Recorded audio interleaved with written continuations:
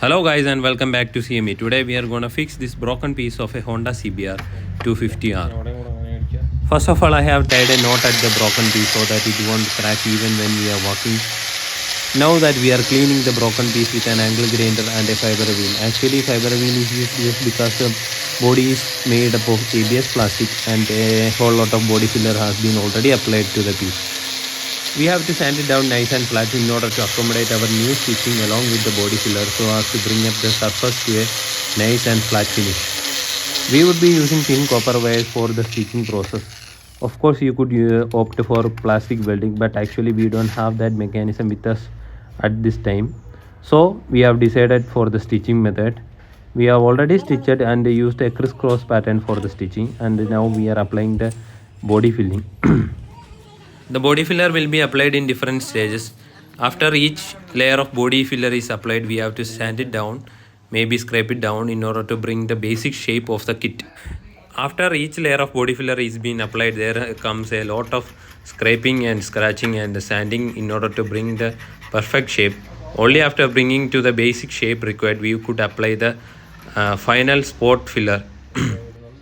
Now in this particular case, since the body piece has been already painted and the crack was pretty huge for this bike, we have to apply a whole lot of amount of body filler in order to bring the base, actually the desired shape of the bike. Applying body filler is moreover subjective to the craftsmanship of the worker.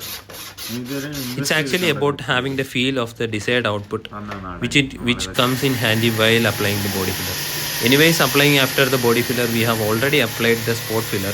It's time for the bike to have a thorough wash down in order to remove the dust and the scrapes of the body filler that we have used, or else it would ruin our paint job. Now in this particular job, our aim is to make this bike look a little more better just than the previous one had.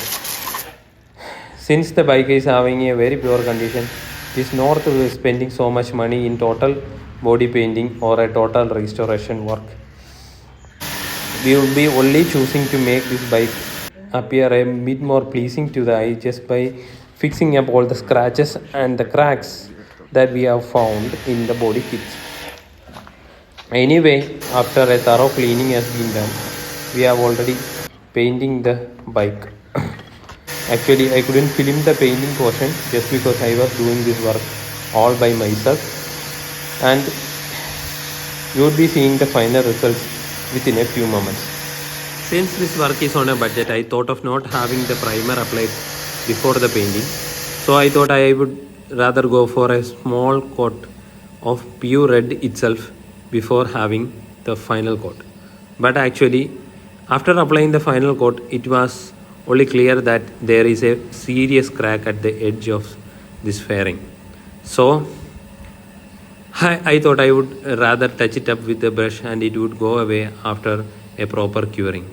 But quite unfortunately, that was not the case in this particular job. So this is the final result of after the final coat, but quite unfortunately the crack is still visible and there is a small amount of dust particles spread all over the area. So I thought I would even touch it again with the brush and let it dry, and after that I would go for a very light and a fine coat over this particular area.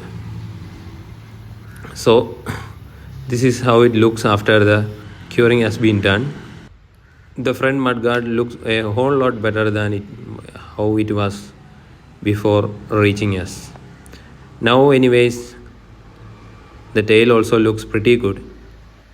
Now this is how the bike looks after a complete respray. Actually not a complete respray, just the front fairing and the left side rear kit.